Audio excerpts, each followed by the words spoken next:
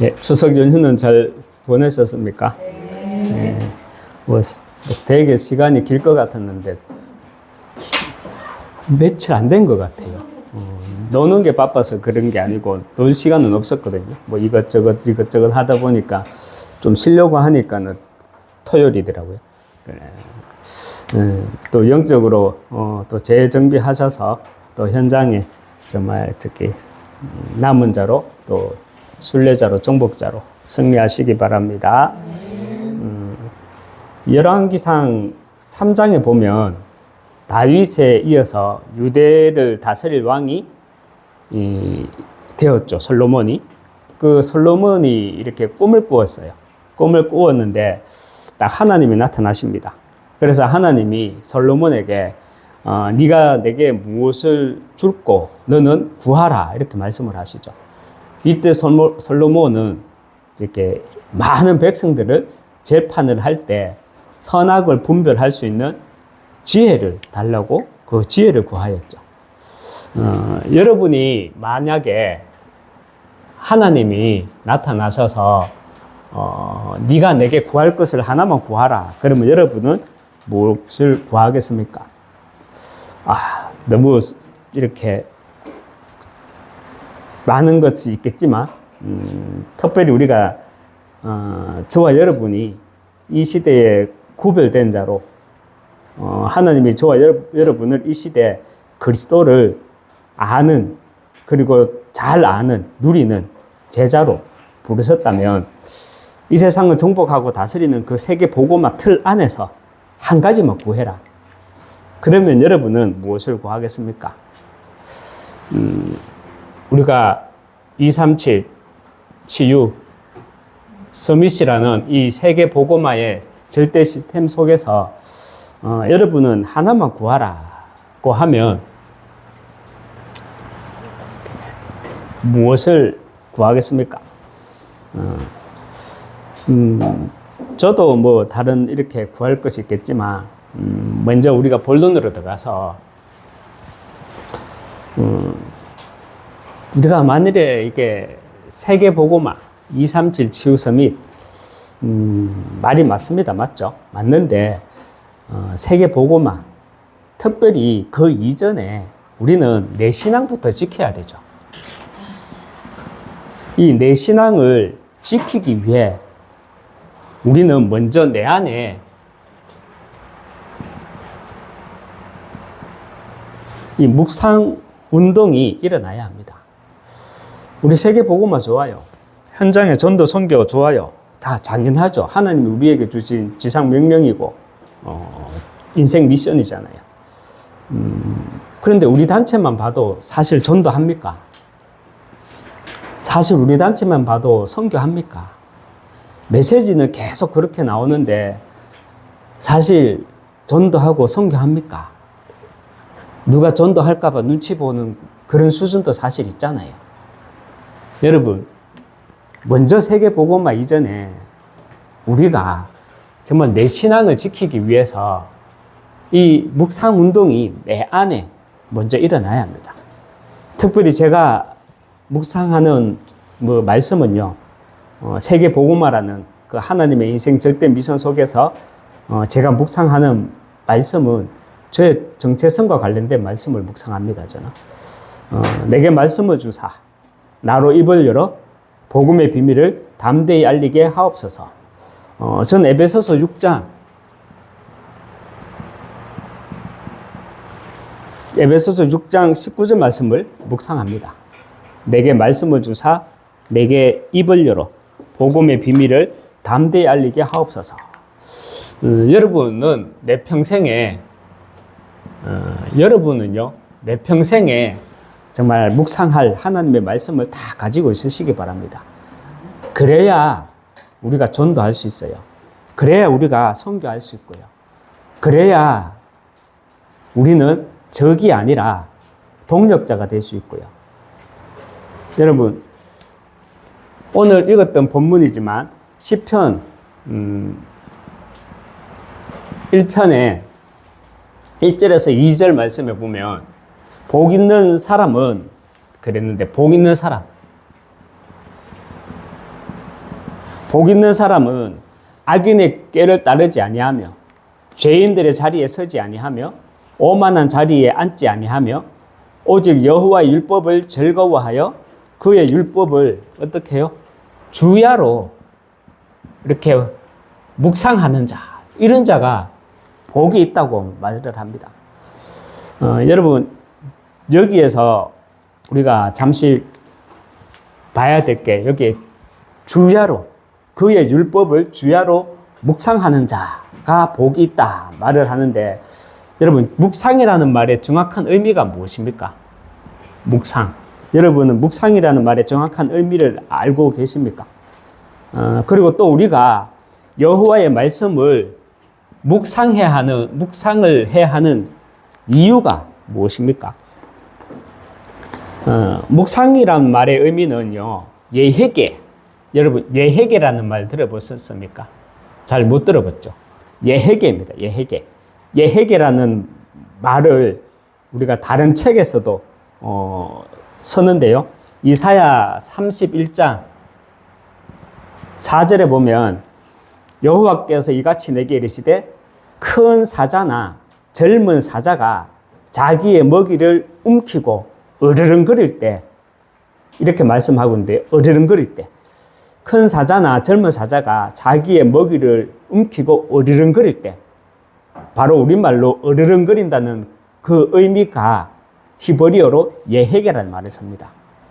예를 들면 사자가 먹이를 움켜쥐고 있다가 한눈을 팔면 이제 공중에서 지켜보던 독수리가 그 먹이를 막 낚아채려고 하잖아요. 그리고 또 썩은 고기만 찾는, 죽은 시체도 잘 먹는 그 하이에나라는 짐승이요, 무리를 지어 다니면서 사자와 같은 자기도 자기보다 강한 짐승이 한눈을 팔 때 먹이를 낚아채려 하잖아요. 이때 사자는 어떻게 합니까? 그 먹이를 뺏기지 않으려고 어떻게 합니까? 에헤게 으르렁거리거든요. 여러분, 한글 성경에는, 우리가 보는 이제 한글 성경에는 귀신이라는 말이 있지만 히브리어와 헬라어에는 귀신이라는 말이 없어요. 맞죠? 어떻게 표현합니까? 원문에 보면 더러운 영, 악한 영이라고 해석되어 있습니다. 성경에는 분명히 말씀하고 있습니다. 무슨 말씀을 하고 있냐면, 악한 영, 더러운 영이 사람 피 빨아먹는 존재가 아니라 하나님의 말씀을 빼앗아 가려는 더러운 영, 악한 세력이 있다는 사실입니다. 그래서 우리는 깨어서 어르렁거려야 합니다. 이것이 묵상의 정확한 의미예요. 그래서 저와 여러분이 여호와의 말씀을 묵상해야 하는 이유는 뭐냐? 바로 영적 사실입니다. 묵상의 정확한 의미는 뭐라 그랬죠? 예헤게, 어르렁거려야 돼요. 왜? 썩은 고기를, 내일 먹던 밥을 누가 뺏으려고 하려 하거든요. 그때 사자는 어떻게 한다고요? 빼앗기지 않으려고 어르렁거리는 거예요. 우리도 내게 있는 이 말씀이 빼앗기지 않기 위해서 어르렁거려야 돼요. 그 어르렁거리는 게 뭐다? 바로 묵상이라는 거예요. 그 우리가 묵상을 해야 하는 또 이유는 뭐냐? 그래서 바로 영적 사실이 있기 때문입니다. 더러운 영, 악한 세력에서 나의 영적 상태를 지켜야 하기 때문입니다. 더러운 영, 악한 세력인 사단 마귀는요, 하나님의 자녀들을 이렇게 창세기 3장에 딱 잡힌 악인의 꾀를 따르도록 하고요. 이 더러운 악한 영은요, 이렇게 역사하잖아요. 하나님의 자녀들을 창세기 3장 나중심, 그 악인의 꾀를 따르도록 속이고요. 우리가 오늘 본문에 읽었죠. 악인의 꾀를 따르는 자. 그리고 창세기 6장, 네피림 문화에 물들어 있는 이 죄인들의 자리에 서게 하고요. 그리고 창세기 11장 하나님 없어도 된다는 이 오만한 자리에 서도록 우리의 영혼을 병들게 한다는 사실입니다. 오늘 우리 다시 한번 시편 1편에서 5절 말씀 다시 한번 읽어보도록 확인하도록 하겠습니다. 시편 1편 1절에서 5절 말씀입니다. 같이 읽겠습니다. 복 있는 사람은 악인들의 꾀를 따르지 아니하며 죄인들의 길에 서지 아니하며 오만한 자리에 앉지 아니하고 오직 여호와의 율법을 즐거워하여 그의 율법을 주야로 묵상하는 자도다. 아멘. 여기까지 읽겠습니다. 분명히 말씀하고 있습니다. 복 있는 사람은 어떤 사람이라고? 그의 율법을 주야로 묵상하는 사람이다 라고 말되어 있고요. 그러면서 사단이라는 존재는, 마귀라는 존재는 내게 있는 이 말씀을 빼앗아가서 악인들의 꾀를 따르게 하고 죄인들의 길에 서게 하고 오만한 자들의 자리에 앉게 한다는 겁니다. 그래서 우리가 여기에 속지 않고 앉지 않고 따라가지 않기 위해서 창세기 3장 악인의 꾀를 따르지 않고 창세기 6장 그 네피림의 그 네피림 문화에 젖어 있는 죄인들의 자리에 내가 같이 서지 않고 창세기 11장 하나님 없어도 된다는 그 오만한 자리에 내가 앉지 않도록 하기 위해서 우리는 애에게 하나님의 말씀을 주야로 묵상해야 합니다. 그래서 우리가 묵상을 해야 하는 이유, 묵상의 의미, 이것을 이번 한 주간 알고 우리가 정말 현장에서 정말 피 빨아먹는 귀신이 아니라, 그죠? 내 어깨를 짓누르고 다니고 있는 그런 귀신이 아니라, 그래갖고 살 뿌리면, 소금 뿌리면 떠나가는 그런 귀신이 아니라, 우리의 영혼의 말씀을 빼앗아가는 악한 영, 더러운 영 앞에서 승리하시길 주님의 이름으로 축원합니다. 그런데 우리가요, 특별히 우리가 묵상의 비밀이 없으면,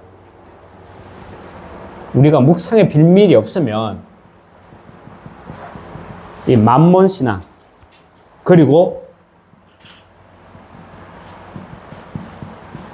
기복 신앙에 빠지게 됩니다.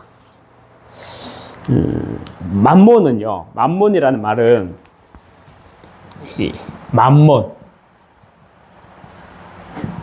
만몬이라는 말은 아람어거든요.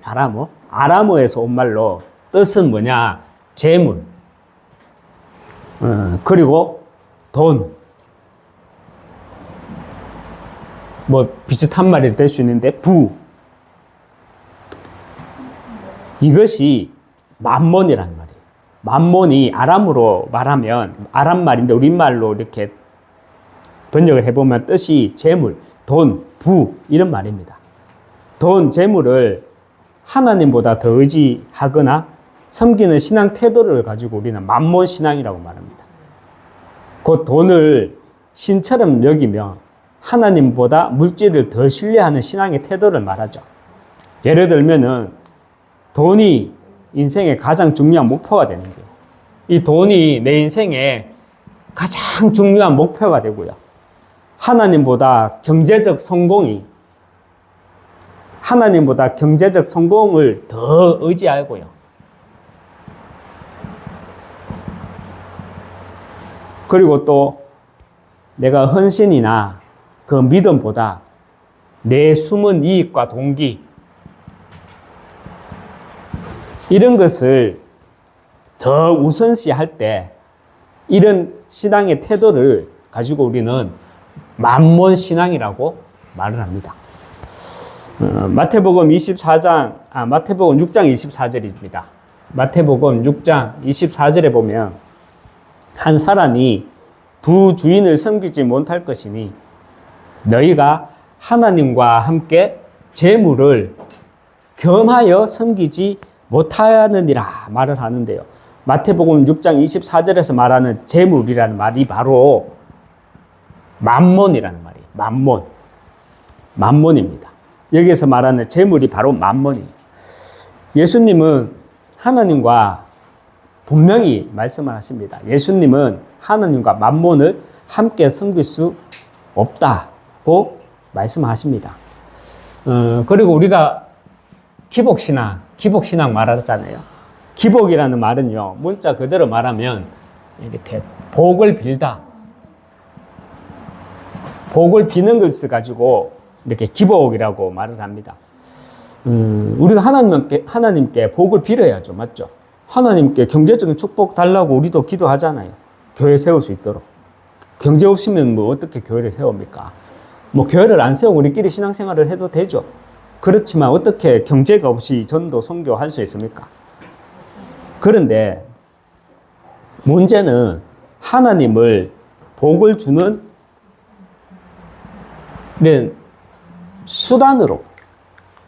수단으로만 여길 때 문제가 생기는 겁니다. 여러분, 기복신앙의 문제점이 무엇입니까? 기복신앙의 문제점은요, 하나님을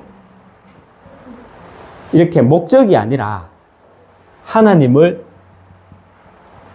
나의 수단이 되어 버리는 겁니다. 하나님이 목적이 아니라 수단이 되어 버리는 것.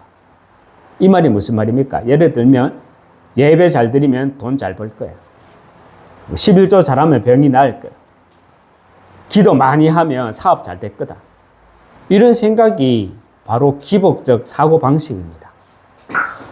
여러분, 하나님이 주시는 참된 복은요, 하나님이 주시고자 하는 이 참된 복은 세상적 성공보다 훨씬 더 이렇게 깊은 의미를 가지고 있습니다. 우리가 성경에서 말하는 복, 하나님이 주시고자 하는 그 참된 복은요, 세상적 성공보다 훨씬 더 깊은 의미를 가지고 있다는 겁니다. 요한복음 10장 10절에 보면 내가 온 것은 양으로 생명을 얻게 하고 더 풍성히 얻게 하려 하는 것이다 말씀을 하고요. 특별히 창세기 1장 28절에서 말씀을 하잖아요. 하나님이 그들에게 복을 주시며 하나님이 그들에게 생육하고 번성하고 충만하고 땅을 정복하라. 바다의 물고기와 하늘의 새와 땅에 움직이는 모든 생물을 다스리라 말씀을 합니다. 여기에서 말하는 복은요, 예수님이 주시고자 하는 복은 단순한 물질의 풍요가 아니라 보좌와 이 보좌의 축복과 영적 생명을 말하는 겁니다. 그래서 하나님이 그들에게 복을 주시며 그 복이 뭐라고요? 내 안에 있는 그리스도를 통한 그 영적 생명을 말하는 거예요. 그리고 하나님이 그들에게 복을 주신다는 것, 그건 무슨 복이냐? 보좌의 축복과 보좌의 능력을 말하는 거잖아요. 여러분, 기복신앙은 하나님 중심이 아니라 뭐가 중심되는 신앙을 말합니까? 복 중심의 신앙을 말합니다. 복 중심의 신앙을 말합니다. 마태복음 5장 3절에 심령이 가난한 자에게는 복이 있나니 말씀합니다. 심령이 가난한 자에게 복이 있다고. 마음이 가난한 자에게 복이 있다고. 그게 무슨 말입니까? 원어적으로 정확하게 해석을 하면 심령이 가난한 자들이란 여기 벼랑이 있잖아요. 절벽이 있어요. 근데 이 사람이 여기에 떨어질 때 말 때 걸쳐져 있는 사람 있죠. 그런 사람을 하나님은 복이 있다고 말하는 거예요. 그게 무슨 말이에요? 지난주 우리가 말씀 가운데 이런 말씀을 드렸잖아요. 복음 받을 수밖에 없었던 그 상황이 하나님이 내게 주신 은혜라고. 그죠? 여러분이 심령이 가난하지 않으면 하나님이 주시겠다는 이 보좌의 축복과 영적인 생명, 이걸 누리지 못합니다. 그래서 하나님이요, 예수님이 마태복음 5장 3절에서 심령이 가난한 자는 복이 있나니, 이 복은 세상적인 부나 성공이 아니라 하나님 나라의 복을 말합니다. 저와 여러분이 정말 내 신앙에 묵상의 비밀이 없으면요, 나의 영적 상태에 따라 우리가 말하는 세계 복음화 이것이 둘로 나뉘게 됩니다. 저는 예전에 꿈이 아니라 이제 예전에 왜 별똥별 떨어지면은 왜 그런 거 있었잖아요. 소원을 말하면은 별똥별이 떨어지기 전에 그 소원을 이루어준다 했잖아요. 그래서 저도 별똥별을 한 1년에 몇 번 못 보잖아요. 어떨 때는 한 번도 못 보잖아요. 근데 별똥별이 탁 떨어지는 거야. 그럼 뭐 말하려 그러면 툭 떨어져 버리고, 또 말하려 그러면 툭 떨어져 버리고. 그래서 한번 이렇게 생각했죠. 진짜 미리 준비를 했죠. 별똥별이 떨어질 때 나는 꼭 이 소원을 빌어야지. 그러나 별똥별 떨어져 우리 집 잘 살게 해주시고, 우리 집을 길어서 안 되잖아. 그래서 한 단어만 찾자. 그래. 사춘기 때니까 뭘 말했는지 알아요? 별똥별이 딱 떠지는 거예요. 그러니까 순간적으로 각인이 돼 있었던 거지. 키! 그러니까 별똥별이 떨어지기 전에 쫙 하는데 키! 하고 나니까 딱 떨어졌거든. 됐다 이거는 이제. 그런데 뭐 속된 말로 개뿔이나 뭐 크기는 뭐 예? 여러분한테는 만일에 묻자고 하는 소리인데, 하나님이 그죠? 여러분에게 솔로몬에게 나타났듯이 여러분에게 나타나서 한 가지 소원을 구하라고 하면 여러분은 무엇을 구하겠냐는 거죠. 많은 것이 있겠지만 특별히 우리에게 237 치유서 및 세계 복음화 하기 위해서 여러분에게 구할 것을 부탁하라면 무엇을 구하겠냐는 거예요. 솔로몬은 지혜를 구했거든요. 저는 에베소서 6장 19절 말씀을 구할 겁니다.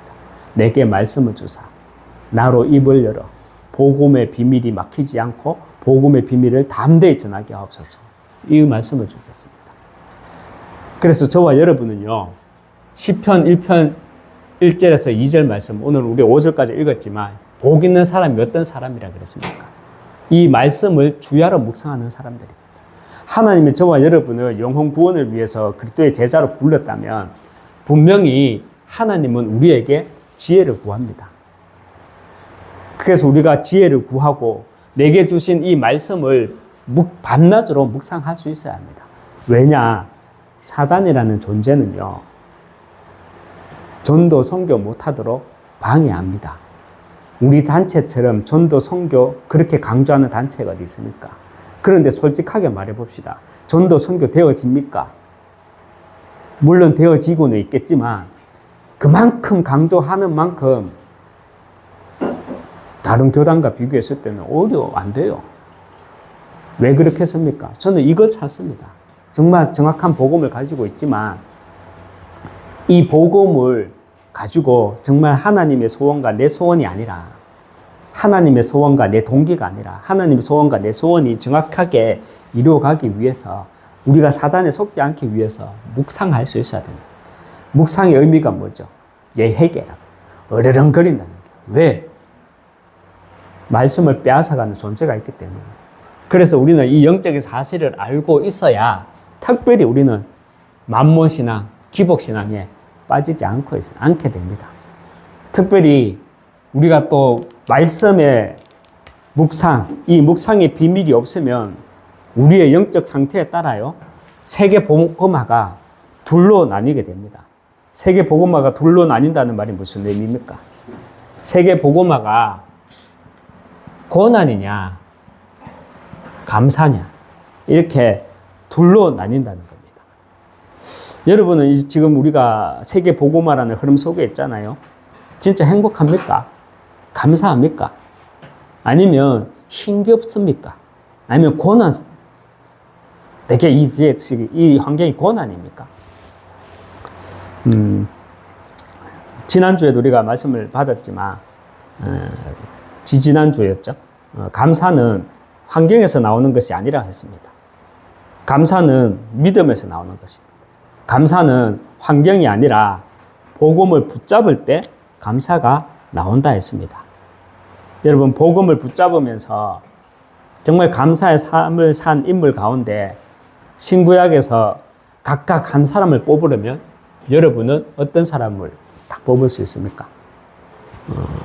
정말 고난 가운데 있었지만 말씀을 묵상하면서 환경을 보는 것이 아니라 그 환경 속에서도 복음을 붙잡을 때 이 감사가 나왔던 인물, 신구약에서 두 사람만 뽑자면 먼저 신약에서는요, 다윗입니다. 우리가 잘 알다시피 다윗은 어떤 사람이었습니까? 정복이 주역이한테 도망다닌 사람이었잖아요. 정복이 주역이한테 도망다녔던 사람이 뭐냐면 아들이 자기를 죽일 것 같고 쫓아다니고 그래서 도망 다닌 사람이래요. 다윗은 인생 절반을요 도망자로 살았어요. 우리는 다윗이라 그러면 왕으로 있어서 절대 권력 가지고 자기 높은 자리에 보좌의 자리에 앉아 있었는 것으로 생각하지만 다윗은 사실요 인생 절반을 도망자로 살았습니다. 사울 왕을 피해서 도망 다녔고요. 자기 아들 압살롬을 피해서 도망을 다녔습니다. 이런 조건과 이런 상황 속에서도 그런 삶 속에서도 다윗은 어떻게 감사할 수 있었겠습니까? 내면의 힘이 있었거든요. 그 내면의 힘이 무엇입니까? 그 내면의 힘이 바로 다윗은 묵상할 수 있는 영적 상태가 있었다는 겁니다. 오늘 읽은 본문 10편 말씀은요. 오늘 읽은 우리의 10편 말씀은 한번 묵상해 보시고 또 다윗이 선 10편 가운데 유명한 시편이 23편이죠. 23편 시가 어떤 내용입니까? 다윗 왕이 목동 시절에 양을 치던 그 시절을 회상하면서 지은 시예요. 다윗이 양을 치던 목동 시절이 아니라 사실 시편 23편은 다윗 왕이 양을 치는 목동 시절에 자기가 양이 먹이를 뜯어 먹을 때 자기는 한 자리, 한 구석 자리에서 실을 쓴 게 아니라 수많은 고난을 지나서 왕이 된 다윗이 훗날에 목동 시절 그 베들레헴에서 푸른 초원에서 양치기를 하던 시절을 회상하며 고백한 시가 시편 23편입니다. 여호와는 나의 목자시요 내게 부족함이 없으리로다.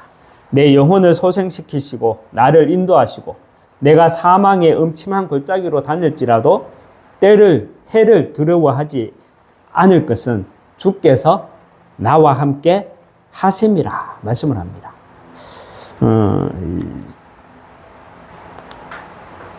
묵상의 비밀을 누릴 수 있었던 그 영적인 상태가 훗날에 다윗은 시편 23편을 쓸 수가 있었다는 겁니다.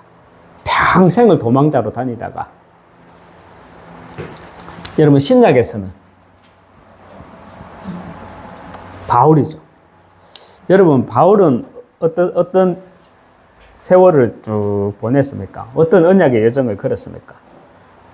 바울은 이렇게 10년간 3번의 선교 여행을 하게 됩니다. 1차, 2차, 3차, 10년간. 이때 바울은 지역 곳곳에 이제 교회를 세우죠.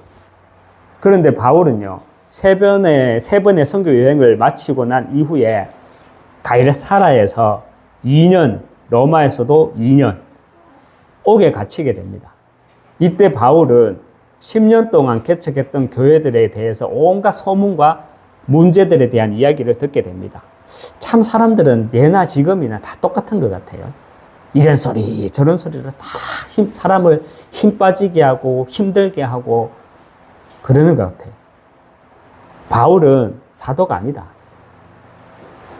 그런 소문을 시작으로 나는 베드로파다. 나는 아볼로파다. 나는 이것저것 필요 없다. 나는 다이렉트로 나는 그리스도파다. 그리고 온갖 우상 문제, 그리고 음란 문제, 이런 상황 속에서요, 바울은 옥중서신 가운데 한 권인 에베소서를 기록하게 됩니다. 만일 여러분이라면 자신이 목숨 걸고 세운 개척한 교회에서 이런 소식을 들으면, 접한다면 어떤 생각을 하겠습니까? 저는 생각만 해도 끔찍해요. 그런데 바울은 에베소 성도들에게 보내는 편지 서론 부분에서 이렇게 말을 시작합니다. 에베소서 1장 16절에 보면 내가 기도할 때에 기억하며 너희로 말미암아 감사하기를 그치지 아니하고 이렇게 말을 합니다. 그 에베소 지역에서는 각종 우상 숭배, 또 음란 문제, 또 누구 파다 이런 온갖 교회에서 그런 문제를 들었는데 너희로 말미암아 감사하기를 그치지 아니한다 말을 합니다. 바울은 자기 생명보다 더 소중한 교회에서 이런 소리 앞에서도 감사한다 말을 할 수 있었던 건요, 바울은 디모데, 그리고 디도, 그리고 브리스길라와 아굴라 같은 동력자, 제자들이 있었기 때문에 무리들 앞에서 이 제자들이 있었기 때문에 무리들에 의해서 흔들리지 않고 묵상의 비밀을 가지고 감사할 수 있었던 것입니다.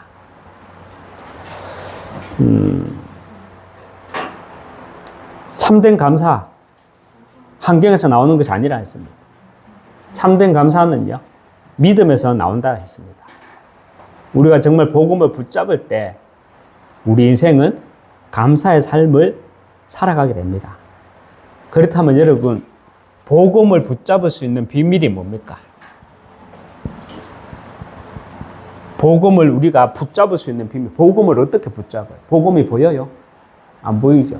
복음을 어떻게 붙잡아? 렘넌트들. 복음을 붙잡으라니까. 애에게 속지 말고 붙잡으라니까. 복음을 어떻게 붙잡느냐고. 그게 묵상입니다. 복음을 붙잡을 수 있는 비밀은 묵상입니다. 말씀을 맺겠습니다. 여러분에도 오늘 이 메시지를 받은 것을 가지고 여러분에게 서토리화 시켜 보시기 바랍니다. 우리가 복음이 복음화 되어야 된다 했잖아요. 우리가 강단에서 선포되는 말씀이 정말 내 것이 되기 위해서는 이것이 강단 말씀이 여러분에게 서토리화 되어야 돼요. 그래서 저는 열왕기상 3장에 솔로몬이 하나님께 지혜를 구했잖아. 그 내용을 보면서 예전에 내가 불신자 때 생각을 해보니까 별똥벌이 생각나더라고. 하나님을 몰랐을 때 내게 소원을 누가 내한테 소원 한 가지 들어준다 그러면은 그때는 뭐 중고등학교 시절이었으니까 뭐 돈, 성공 이런 것보다 당장 외모잖아. 킥 하면서 그러던 시절이 기억나더라고. 그런데 지금 하나님이 내게 세계 복음화에 필요한, 그래서 네게 237 치유 서밋에 필요한, 하기 위해 필요한 그 한 가지 소원만 구하라. 그러면 저는 이거 구합니다. 왜냐하면 내 정체성이 목사잖아요. 설교자잖아요. 그러니까 에베소 6장 19절 말씀을 구하는 거예요. 여러분은 뭘 구하겠냐는 거예요. 만약에 그 구한 것이 있다면 계속 우리는 묵상할 수 있어야 됩니다. 그 말씀을 가지고. 묵상이 안 되어지면 뺏긴다니까요. 뺏기면 어떻게 되느냐. 우리의 신앙이 만몬신앙, 기복신앙에 머물러 있을 수밖에 없어요. 왜 우리가 그렇게 전도, 선교, 237 막 하는데 다른 교단보다 오히려 왜 전도, 선교 안 되냐고. 부흥의 문제가 아니라 왜 다 죽어 있냐고. 왜 성도들이 힘이 없냐고. 다 뺏겨가지고. 다 뺏기니까 만몬신앙, 기복신앙에 딱 잡혀가 있어요. 만몬신앙이 뭡니까? 경제적으로 내가 성공하고 재물, 돈, 부 여기에 잡혀있는 만몬신앙. 비슷한 말이지만 기복신앙이 뭡니까?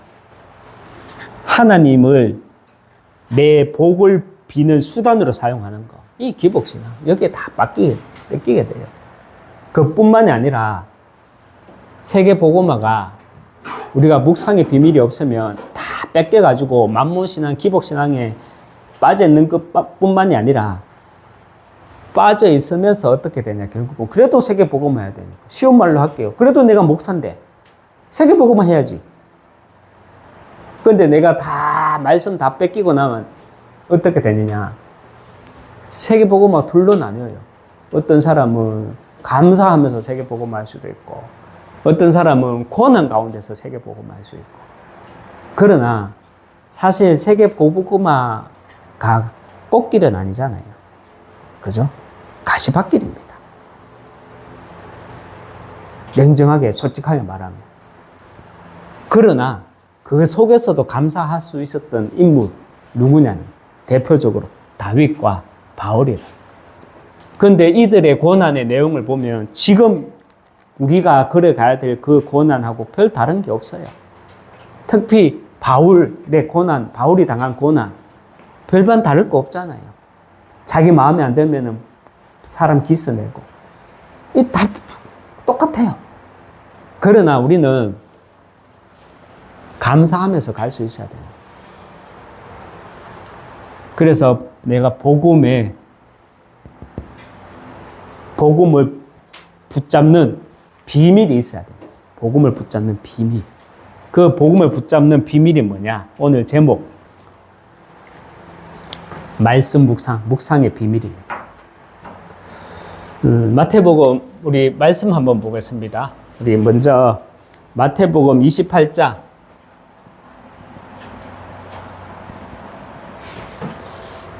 18절, 19절, 20절을 한번 같이 읽겠습니다. 예수께서 나와 말씀하여 이르시되 하늘과 땅의 모든 권세를 내게 주셨으니 그러므로 너희는 가서 모든 민족을 제자로 삼아 아버지와 아들과 성령의 이름으로 세례를 베풀고 내가 분부한 모든 것을 가르쳐 지키게 하라. 볼지어다 내가 세상 끝날까지 너희와 항상 함께 있으리라 하시니라 말씀을 합니다. 우리 16절, 17절 우리가 예수님께서 지상 명령을 하기 전에, 내리시기 전에 하신 말씀이 있습니다. 우리 16절, 17절 한번 보겠습니다. 같이 읽겠습니다. 11 제자가 갈릴리에 가서 예수께서 지시한 산에 이르러 예수를 배웠고 경배하나 아직도 의시하는 사람이 있더라. 마태복음 28장 19절 20절 예수님이 지상 명령을 내리십니다. 맞죠? 그런데 지상 명령을 내리시기 이전에 제자들 가운데 어떤 사람도 있더라 말씀을 합니까? 16절에서 17절에 11 제자가 갈릴리에 가서 예수께서 지시한 산에 이르러 예수를 배웠고 경배하나 아직도 어떤 사람? 의심하는 사람이 있더라 합니다. 여러분은 어떤 제자입니까? 어떤 사람입니까? 여러분은 어떤 제자입니까? 나에게 주신 언약을 정말 묵상하는 가운데